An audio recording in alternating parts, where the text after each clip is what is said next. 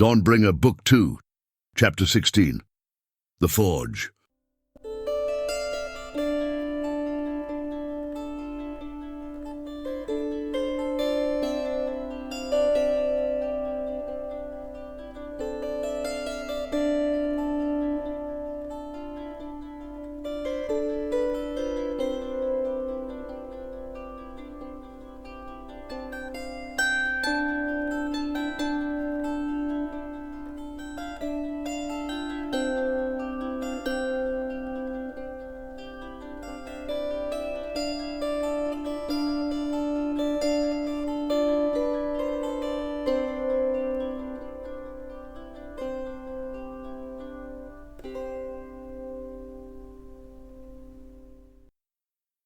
The chamber in which Eldarion finds himself is ornate, the stone on the pillars and archways, carved in various shapes, though none of them beautiful to the eye.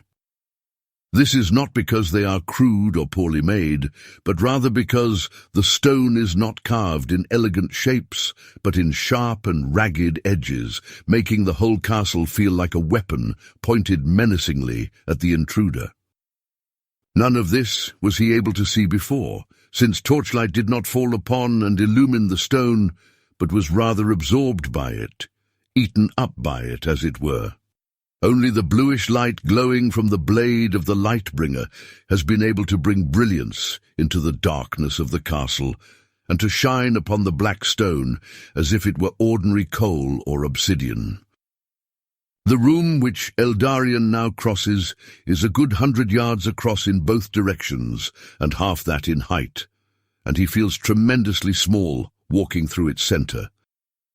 But then again, the light of the sword in his hand dispels the shadows of darkness, even to the furthest corners of the room, and so even if Eldarion himself feels small, he is aware of something much greater just beyond his vision, as it were, enfolding him and flowing through him, passing through the poverty of his heart and into the sanctified artifact in his hand. An arched doorway lies on the far side of the room, at the center of a wall, whose every inch is covered with ancient runes far different than the Telmeric. What language could this be? Eldarion inspects them momentarily as he passes and sees that they are similar in character to the architecture of the castle. Menacing and unpleasant, all designed to evoke the same sense of terror and threat that seems the only specialty and sole desire of the castle's maker. But the question remains for Eldarion: why was this castle made, and what is its current purpose? There were little or no structures above ground, or at least as far as Eldarion could discern, in the darkness that had engulfed him and Rorlane then. But underneath, it seems that there is a massive network of rooms and corridors, a veritable palace, if one is to judge by the stonework, the various doorways leading off at different angles in every direction, and the sheer size of the space. But what could possibly have created a structure of such a size, and have done so underground? For these chambers are not caves hewn out of the earth by however skilled a hand. No, the stones are fitted together like bricks, tightly and securely, with seams so tight that they are visible only in the clean light of the Lightbringer. Taking all of this in, Eldarion nonetheless does not hesitate in his footsteps nor turn from his purpose, for he feels the presence drawing him, and he does not even have to question which doorway through which to pass in order to proceed closer to his goal. The terror of the place and of the master of the place yet lingers on the very edge of his consciousness, and he's afraid that at any moment it shall burst forth to assault him again. His heart aches and recoils at the thought of another such attack. But it is also true that the nature of the force has changed, the eyes looking upon him from the shadows of darkness. Now he feels not so much the mocking laughter that had accompanied him before, as rather a vehement anger and hatred. And yet the threat and danger of the latter feels even greater than that of the former. As he passes through the doorway, he finds himself in a narrow stairway that spirals steeply downward, Following this, he soon comes to the first hint of an answer to the question of the purpose for which this castle was built. He steps forth into a massive underground chamber, 5 or 6 times the size of the chamber from which he has just come. Here the black stonework reaches its end and its foundation, built into the very rock of the mountain itself. The upper portion of the chamber's walls are built of the same black stone edifice, whereas the lower half is greyish rock with a porous, jagged face, the very naked heart of the mountain. But that is not the only distinguishing feature of this chamber.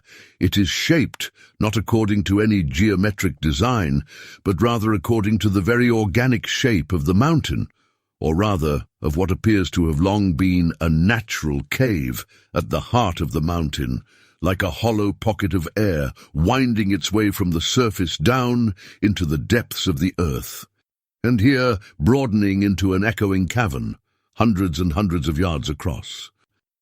And the floor that was built into this chamber, of the same black stone as the rest of the castle, descends gradually downward to the centre, like steps and seating cascading to the centre of an auditorium.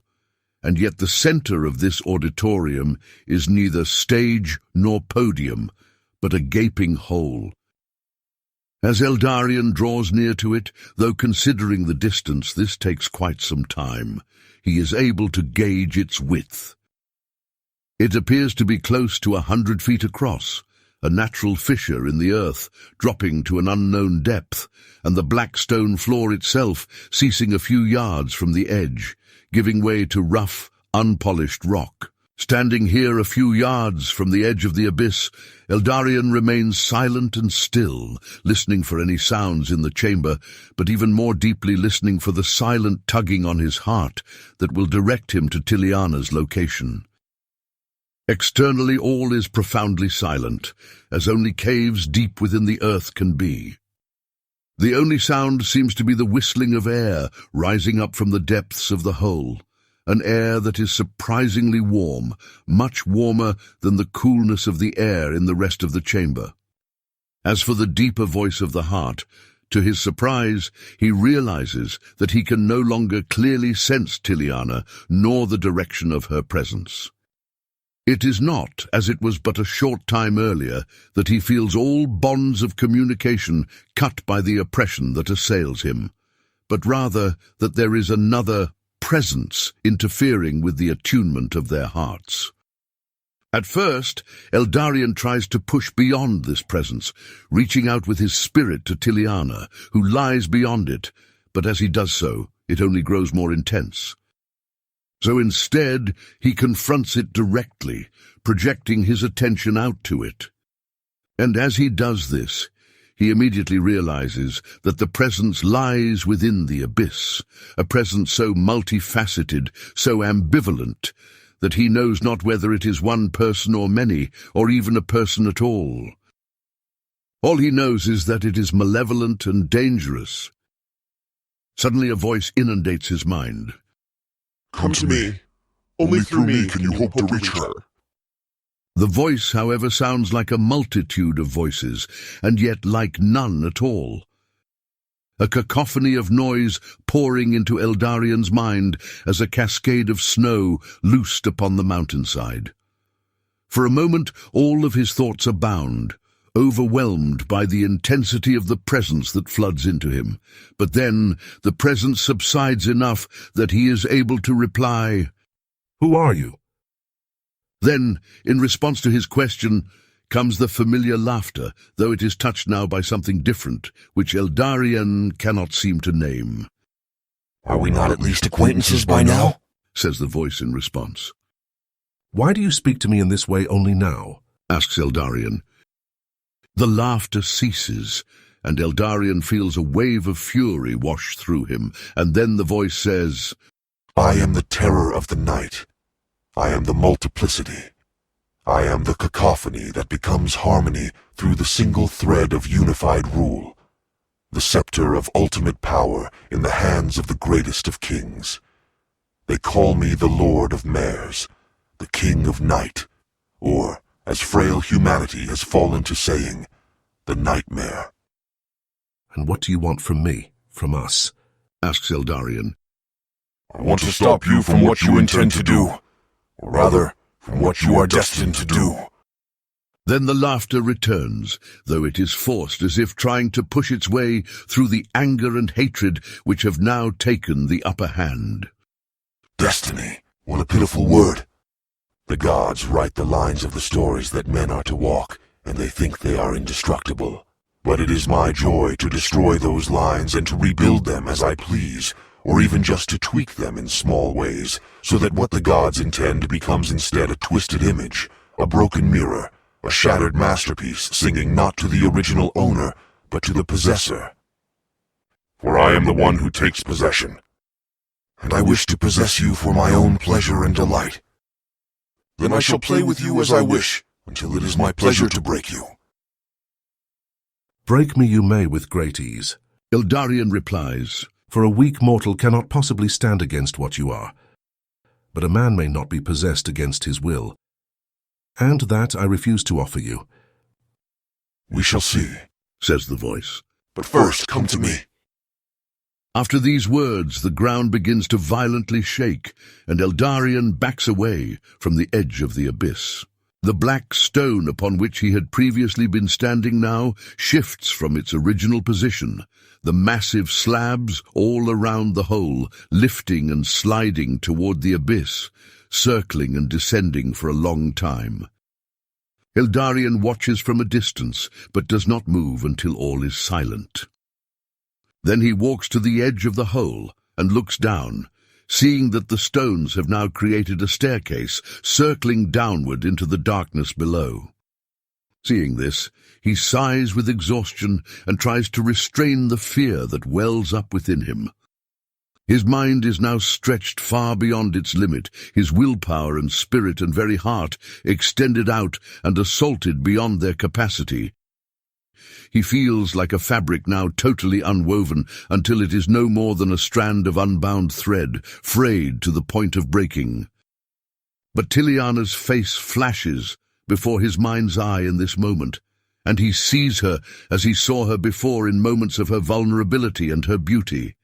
Anguished and on the point of death, weeping in sorrow and loss, worried and filled with fear, looking into his eyes in gratitude and in love. Indeed, he almost feels her warmth again under his hand, as he'd consoled her in the camp on their journey into the mountains. And then he feels the pain and loss of her heart against his own, as he had embraced her when he first bore her from death into life.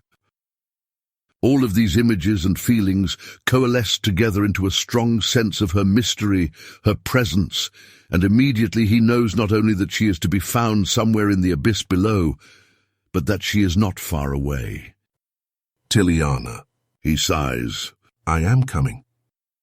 After this, he adds interiorly, And Rorlane, wherever you may be, I shall not leave you either. I led you here, and even if it costs me my life, I shall bring you out. But I cannot feel you as I feel her. I have not borne you, so I cannot yet feel you. So please return to me. If you are still in the darkness, may you be safe, and may our paths cross in the weaving greater than our own. Carrying both of his companions in the affection of his heart, and feeling the weight of both pain and desire interlocking inseparably in the awareness of entrustment, he draws near to the edge. He allows his heart to reach out, as if pushing against its limits, to try and make contact with them, to assure them of his care, to draw them to him across the distance that separates them. But now he feels no response. His only light is the sense of Tiliana's presence on the edge of his consciousness, drawing him on. With this, he begins to descend the stairs, the Lightbringer still held tightly in his hands as the only source of light in this place of utter darkness. The chasm remains narrow for a good 20 or so yards, but then it falls away, and he finds himself descending a spiral staircase into empty space, clearly another large cavern still deeper in the earth and still larger than those through which he has now passed. And as he looks around, He sees that this cavern is entirely natural, untouched by any artifice but that of the one who first created it. And the lower he descends, the brighter the air becomes, for, as he soon realizes, he descends toward a burning lake of fire. In the center of the lake stands an island, ridged round with pillars of black stone and silvery metal, though Eldarion can see no more than this. In the distance, in every direction surrounding the lake, are other shelves of uncut stone, and upon them stand shapes that he cannot quite make out from this distance, though they look not like natural rock formations, but like the work of an artificer's hand. When he comes to the base of the stairs, he steps out into the center of the island and looks around.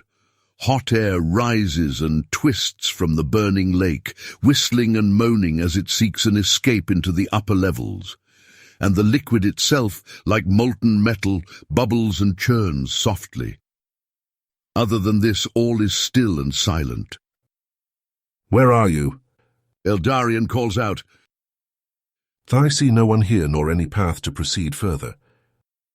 But there is no audible response. Instead, shapes and symbols which he had not noticed before begin to glow bright red upon the pillars that encircle the island. As Eldarion inspects them, he sees that they are runes in the unknown language. And yet, under his very gaze, they begin to change, as if being refashioned into the runes of ancient Tel Meric, though the language in which they communicate is the contemporary speech of the people of Tel Merian. Both of these Eldarion understands, and so, going from pillar to pillar, as the runes glow and change under his eyes, he reads, "In the year 546 of the First Era, I built my forge. After the Anayan resisted our plans to spite us, I saw the weakness of my companions, my leaders, and I chose to separate myself from them. For only in this way, I realized, could I create a host such that the spite would be mine alone. They came from the deep, from the bowels of the earth, an artifice mine alone, touched by no will but mine. They were my pride and my joy, my mindless tools. But I gave them mind in a fashion fashioned from me. Where I think they think, where I will they will, where I extend my act and my power, so they act with might. And I sent them forth for war. Yet Agroch came unto me and asked for my aid. Far beyond aiding another had I grown, but I agreed to yield my creatures to his command, though but for a time, and thus tricked him in oath that in response he would be my slave forever.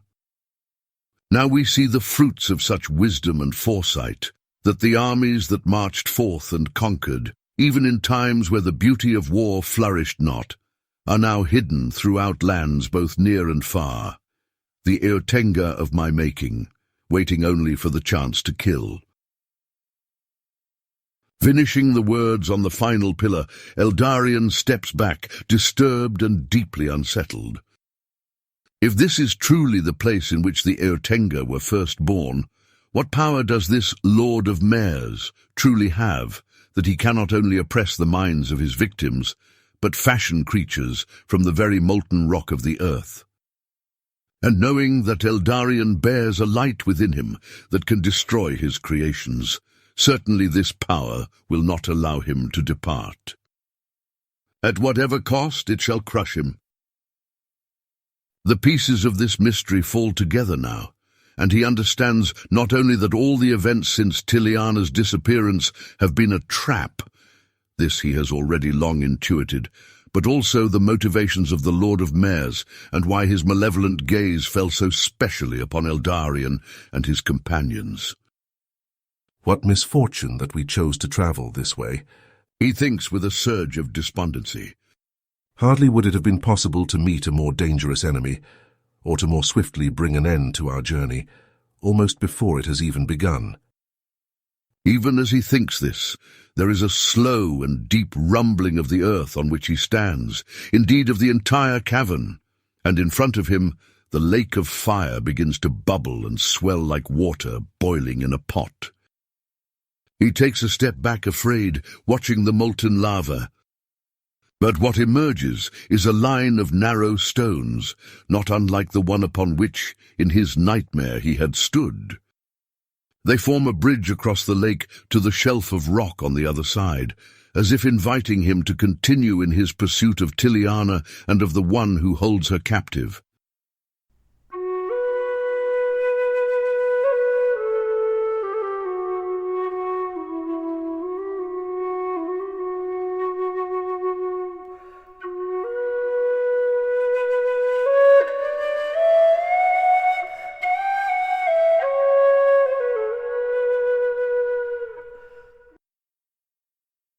R'hllane finds himself in a narrow chamber with a low ceiling, hardly high enough for him to stand without striking his head against rock.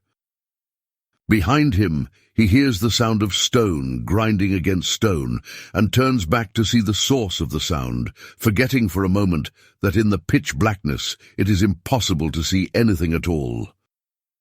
Nonetheless, he has no doubt about what has just occurred and where he is. He is in a side passage off the main trail upon which he and Eldarion trod, and his friend stands on the other side, a thick wall of stone between them. He pushes against the wall, but it does not budge. He runs his hands along it in the darkness, looking for some ridge, some crevice that would indicate a doorway that could be opened, but there is nothing. Then the dire nature of their situation dawning upon him, he strikes his hand against the stone in frustration and in fear, and the sound of it is muffled, only adding to the sense of suffocation, of being trapped, which grows in R'hllane with every passing moment. The terror that has been gripping him ever more strongly and deeply since coming into the precincts of the castle now swells over him like a crashing wave at sea, and he finds it difficult to breathe. He steadies himself by leaning against the wall and runs his hand through his hair.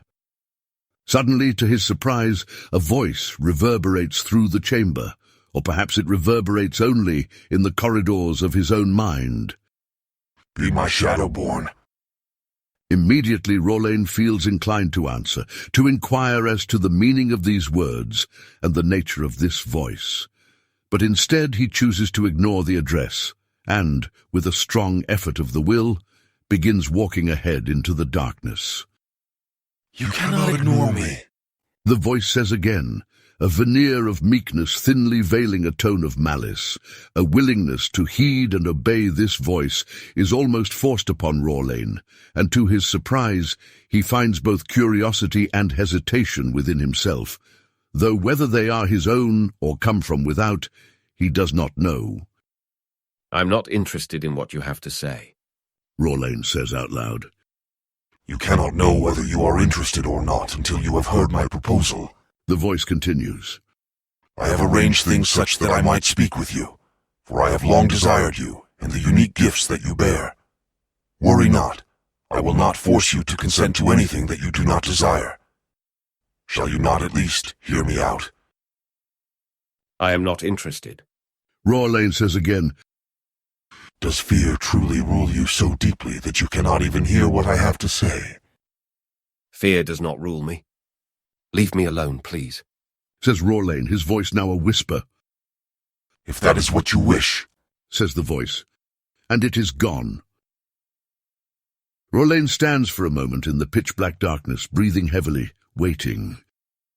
But nothing happens. Not a single whisper of air blowing through the chamber, nor the slightest hint of a sound within or without. All that remains is the sense of desperate fright that grips at his throat and constricts it like a firm and unwelcome hand. He continues forward, walking slowly so as not to trip, though he does not know why he walks. Perhaps it is simply because to stay still would be to sink into the paralysis of despair.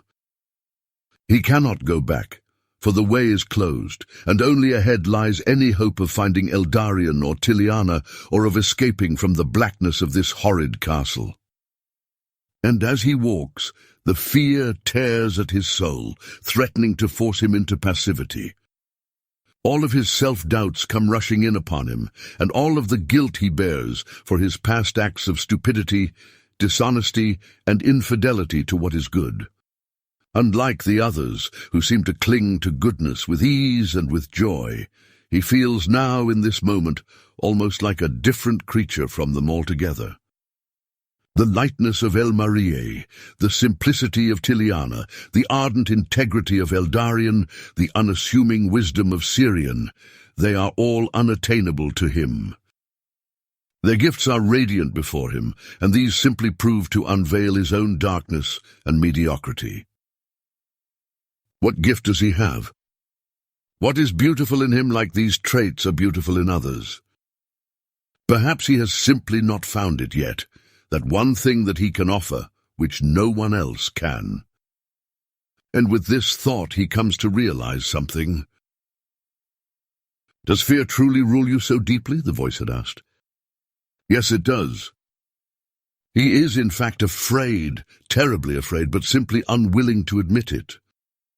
He is terrified, and more so of his own weakness and inadequacy than he is even of the suffocating terrors that surround him in this place of darkness.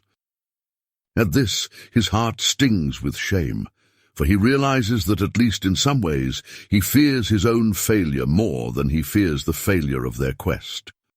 He fears being irrelevant, being left here in the darkness alone, yes, mourned and missed, but eventually forgotten, while the others continue on their journey without him.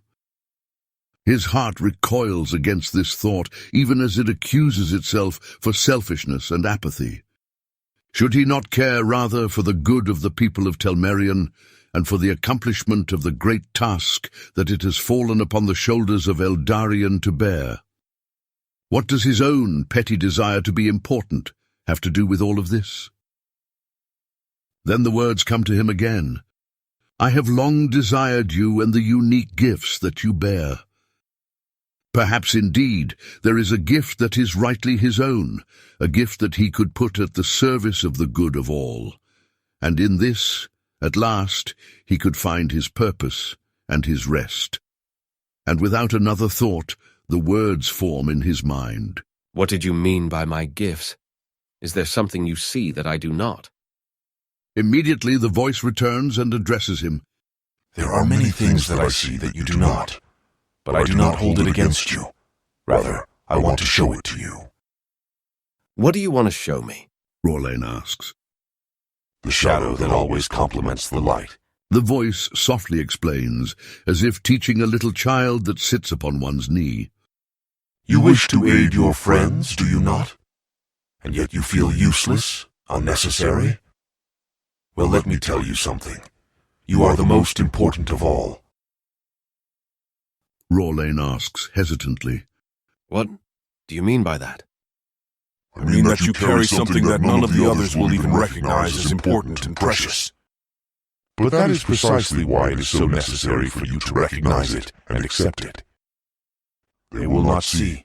Their sight, true as far as it goes, is nonetheless narrow. There are things that they exclude, reject, which nonetheless will be necessary for the fulfillment of their task. Aye. Rorlane begins out loud and is startled by the sound of his own voice. What do you mean? It is as I said. Continues the voice, the gentleness of its tone deepening even as it presses on into an emphatic intensity. The shadow is the companion of the light. You cannot have one without the other. Your companions will fail. The Lightborn will fail, if he is not accompanied and supported by the shadow. You are that shadow. You are the Shadowborn who will uphold the Lightborn when he needs you, and when he falters and falls short. When the light reaches its end, then you will know that darkness is much greater than light and extends much further. You will be able to go where he cannot. You shall be the savior where all others have failed. But you must have courage to face up against the darkness, to look into its depths rather than fleeing from them. To be united to the shadows that you bear, that all things bear. The very darkness that upholds the world and cradles the cosmos. Only then can you tap into the strength that you need, that all need, They need you. Will you not have the courage to be the one whom they need, the one to whom all look when every light fails? Orlane remains silent in response, continuing to walk slowly in the darkness, ever onward, as if drawn by some mysterious force. Many minutes pass, and he proceeds from chamber to chamber, downstairs and through passageways, though all of this leaves hardly an impression upon his consciousness at all. He is caught up in an interior battle, as if trying to give birth to something, whether clarity or conviction or resolution or willpower, something that he cannot even name to himself.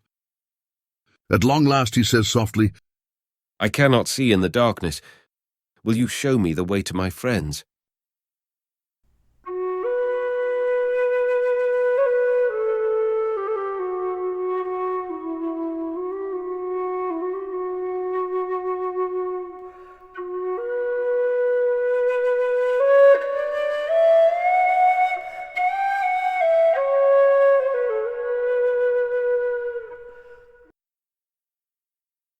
Elmarié and Syrian clamber up the slope through the darkness, seeking to put distance between themselves and the castle.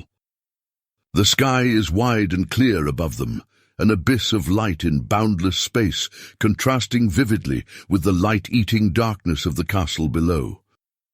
They come to a ledge of stone, jutting out from the side of the mountain, a few ancient trees nearby, and here they sit, extinguishing their torch and wrapping themselves in their cloaks and blankets to stay warm against the bitter chill of the night. It is still a while until sunrise, but neither of them even tries to sleep, so concerned are they with the well-being of their companions. As they had moved further away from the castle, the sense of an evil presence had also receded, until it remained only on the fringe of their consciousness, almost like it was preoccupied with someone else, and did not wish even to spare a thought for them. This obviously was very little comfort. This presence, what is it? Elmarié asks softly after a long time in silence. What do you mean? Syrian says. Do you have a specific question that is preoccupying you? Or do you simply wish to know the nature of this being that assails us and our friends? Both, I suppose, replies Elmarié. But aren't they related or even the same question? What I mean is, I wonder about the nature of its consciousness. It seemed earlier to be able to focus on all of us at once, or at least some of us, and to oppress us simultaneously. But now I get the sense that it is preoccupied, absorbed in something that it finds more important than you and me. Your sense is probably correct, and I feel it too, answers Syrian, looking out over the valley and the open sky above it, his figure hardly moving and his voice barely above a whisper. Elmarié waits for him to continue, but when a few minutes pass without him speaking, she asks, Is there more you could say? Ah, yes, he answers, as if being stirred awake. Are you all right? Elmarié asks. Yes, I'm just thinking. Syrian replies. And I am troubled. Or better said, I am praying. Perhaps only prayer has the capacity to aid our companions now, for they are in a place far beyond our reach or the reach of any mortal. You are right. Elmarié whispers. I have been so caught up in my anxiety and my desire for an answer to these questions that... You haven't stopped praying, Elmarié, Syrian says tenderly, turning now to look at her. Your whole life is a prayer, carried by the ardent desire of your heart and by your boundless, childlike trust in the goodness of the gods. Perhaps, yes, but I wish I would have at least. She does not finish the thought. You see the one beyond, do you not? Syrian asks. The question surprises her. He is very little taught or recognized anywhere in our sacred texts. She answers.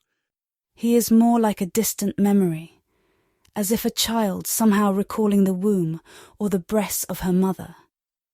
She knows that everything started there, but she can't seem to lay her hands or heart upon it. She falls silent, as if the words are not expressing what she means to communicate. Syrian waits for her to continue, returning to his statue-like stillness. Let me say it a different way. She begins again after a while. It is like the air that we breathe, like the wind that we feel, like the love and affection and compassion and hope within us. It is all there, the very lifeblood of our existence, and yet ungraspable. Holding all things up, and yet it cannot be held. So you ask if I see this one, this light behind the stars. And the answer is no. And I don't think he can be seen unless he somehow wishes to show himself, to make himself, who is invisible, visible before our eyes. But my heart reaches out to him, and there is a contact there. Mysterious, but real. Syrian finishes for her. yes, exactly. Elmarie feels out of breath after saying these things, as if it took all she had just to put it into words, or rather to bring it out from that deep hidden place in her heart.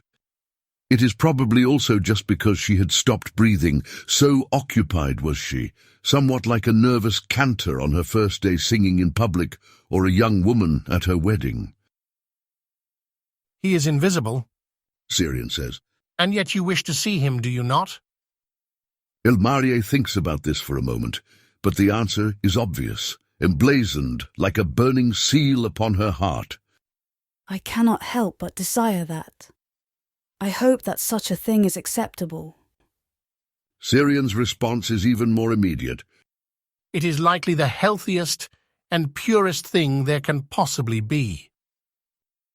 After these words, they both fall into silence again, feeling the weight of their conversation settle between them. As a campfire keeps away the darkness and chill of night, so the weight of their words acts like a warmth and light that keeps away the other weight, the weight of evil, fear, and oppression that lies just beyond them in the darkness, threatening to encroach into their minds and hearts at any moment. Many minutes pass like this, probably hours, before either of them speaks. It is Syrian who breaks the silence. You asked about the nature of this evil being and its consciousness. He says, and then clears his throat, which has grown hoarse from the night air. I fear that we have forgotten many things that our race knew at the beginning when our land was still young. It is my hope that, granted we make it to our destination, we shall learn there much that has been lost. But I suspect that this creature is of the same order as the maggot that you encountered in Ristfand. But he had a body and spoke directly to us. Elmarie says. And his ways felt much more crude than the work of this other being. Yes, it does seem that they are different in disposition and perhaps also in form. Explains Syrian. But even among ourselves, our dispositions are varied and our manners unique. The matter about the body, on the other hand, that is something else entirely. I do not suspect that these beings are native to a body, nor is a body native to them. To speak of them as consciousness, as mind or communication, seems more adequate. They are spiritual beings only, and a body they take on only as they see fit in order to interact with the mortal realm. This much I have been able to discern in the texts that we still have. So they are like the gods? Elmarie asks with a great deal of hesitation. This is one of the reasons I asked you about the one whom you so beautifully spoke of as the light behind the stars. This one whom you intuit and know in your depths is not one being among many. He is not one kind of being, one creature in the world of creatures. He is the ground of all that exists, its very foundation. And yet he is also infinitely beyond. Yes, he simply is. Syrian concludes. And Elmarie nods silently to this. Then he continues with his explanation. These other beings, however, I do believe that they are not unlike the gods, but rather than being forces of benevolence, a gaze of love and care directed upon our joys and pains, our hopes and miseries, they are pure malevolence. What could possibly have made them so, I do not know, but they are far beyond our destroying. There is no way, indeed, that we can bring any harm to them at all. We simply cannot stand against them. But what about the sword of Eldarion? Asks Elmarie. From whence does its light come? From Hyliana. She replies, and then she understands. Our hope lies far beyond us. She adds, as if by way of conclusion. But I suppose it has always been that way. All of this is just so difficult, so frightening. It is terribly frightening to see pure evil so visibly manifest, destroying so much that is good and beautiful in our world. Indeed it is. Answers Syrian, placing a hand upon Elmarie's knee. It crushes the heart far beyond all the hope that it has known and stirs in it an awareness of mourning and loss that is beyond life and death, beyond human capacity. I speak like a fool. I simply don't know any adequate words for this. He rubs his forehead absent-mindedly with his free hand, while keeping his other hand on Elmarie's knee. What I mean to say is that I believe we come to the great drama of our time, and beyond all of our planning or expectation, we find ourselves caught up right into its midst. And we are much too small to do anything but trust. Elmarie asks, drawing the words out for him and offering them back. As she says this, she places her hands over Syrian's hands and looks deep into his eyes. He nods silently and takes her hands in his own, cradling them gently in his rough, aged palms and fingers that nonetheless are warm and welcoming. Nothing more need be said than this.